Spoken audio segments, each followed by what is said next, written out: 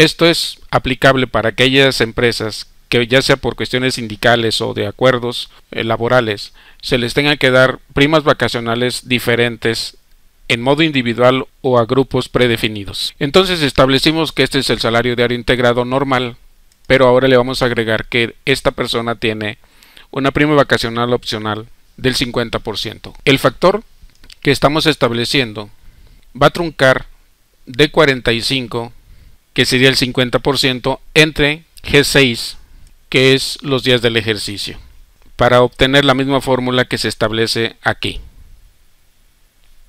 Entonces el factor nuevo sobre esta prima vacacional es la que nos muestra en esta celda. Ahora, sobre la prima dominical vamos a establecerla como la mínima de ley, que es el 25%. Lo primero es establecer la proporción diaria, que sería 52 semanas entre G6, que viene siendo otra vez los días del ejercicio.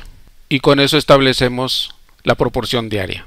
El factor lo vamos a obtener con una multiplicación de la proporción diaria por la prestación, que es G45. Ahora ya tenemos el factor de la prima dominical y tenemos el factor de la prima vacacional opcional. Esta fórmula se convierte a salario base de cotización calculado cuando de salario diario integrado no tenemos más cambios que hacerle. Entonces el valor se convierte a salario base de cotización, porque ese es el nombre que el Instituto Mexicano del Seguro Social consideran como válido para efecto del cálculo de sus cuotas. No nos vamos a meter en lo legal ahorita, pero este es el salario base de cotización sin las proporciones opcionales, que son este y este. O sea, nada más recorrimos esta fórmula hacia acá. Para obtener el salario base de cotización calculado, pero con las proporciones opcionales, entonces se hace esta fórmula. En primera nos dice que multiplique H38, que es el salario diario, por lo que resulte de estas operaciones. Estas operaciones son varias, pero vamos a enfocarnos primero en esta. Nos dice a B45, que es el factor de integración, se le debe restar el contenido de la celda E8, que es este, el factor de la prima vacacional sobre un 25%. Ya que haya hecho esa operación, se le debe aumentar el contenido de E45, que es el nuevo factor, que es este, más el contenido de H45, que es el factor de la prima dominical. Cuando se une este cambio operativo de cálculo de tres operaciones, establece un valor, y este valor es el que se multiplica por el salario diario. Por eso nos da 162.23. Entonces este es el cálculo que se hace para una jornada normal de trabajo con el cálculo manual. Todo esto se hace de forma manual. Y eso que estamos haciendo en forma resumida, este tipo de cálculo. Se puede complicar más en acuerdo a lo que quieramos agregar o quitar. Bien, ahora, ¿cómo funcionan estos cálculos pero con las funciones TDI? De una forma muy sencilla. Vamos a proteger otra vez la hoja para efectos de que no me estorben los gráficos. La primera función que vamos a utilizar es salario base de cotización. Pudimos utilizar salario diario integrado, pero vamos a usar directamente salario base de cotización y vamos a ver cómo funciona. Nos dice que debemos de decirle cuál es el salario diario. Entonces lo único que hacemos es señalar la celda H38. Nos muestra que son 150 pesos y que la fecha de ingreso es esta, que es el 1 de enero de 2009. Bien, podemos poner aquí la prima vacacional opcional, pero vamos a dejarlo para la otra fórmula. En este caso vamos a decir que en esto ahí termina el cálculo. Vamos a darle a aceptar. Y si observamos, nos da exactamente la misma cantidad de 156.78 que aquí le está dando a la persona que hizo el cálculo en forma manual. Ahora, ¿cómo funciona con las proporciones opcionales? Aquí le damos, estudiamos cómo se establece. Vemos que es el mismo salario diario, fecha de ingreso, pero Ahora nos dice que la prima vacacional opcional está en la celda de 45, que es esta, y que además si quiero que se agregue la prima dominical.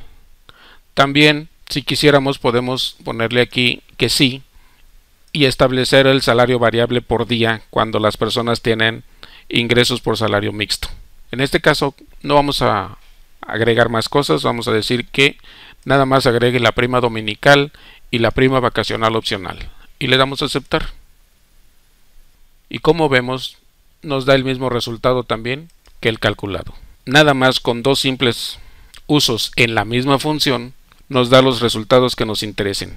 Ahora vamos a ver qué pasa si el empleado fuera de jornada reducida también con el cálculo manual.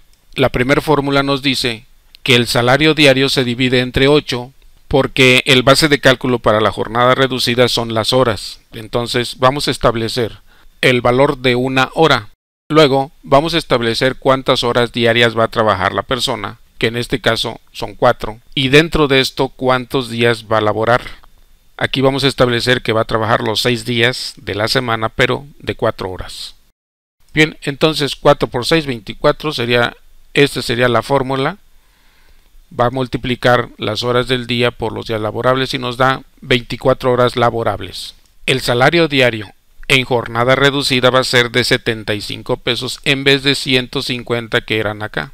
Las proporciones de las prestaciones son 3.39 porque lo que hace es que F54, que es el salario diario en jornada reducida, se multiplica por F8 menos 1.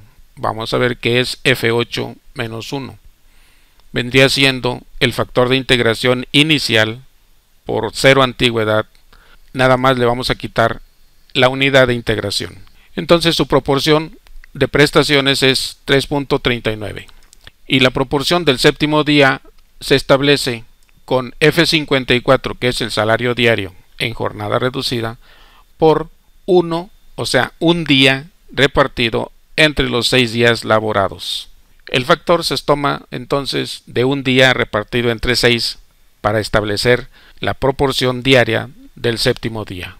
Nos da un subtotal que es la suma de los 75 pesos más los dos factores de la proporción diaria.